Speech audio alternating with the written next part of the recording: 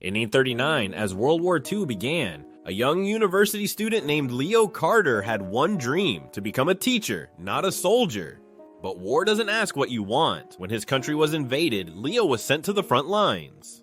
The classroom was replaced by trenches, books were replaced by rifles, and lessons were replaced by survival. Yet Leo carried one thing with him: a small history book hidden in his coat. During cold nights, when fear filled the camp, soldiers gathered around Leo. He read stories of past wars, not to glorify them, but to explain their mistakes. He told them every war begins when people stop listening and stop learning. One night, enemy forces launched a surprise attack. Bullets cut through the darkness. Explosions shook the ground. In the chaos, a young soldier froze in fear. Leo pulled him down into cover and shouted, "Remember what history teaches us. This: stay calm, think, then act." The unit survived the attack.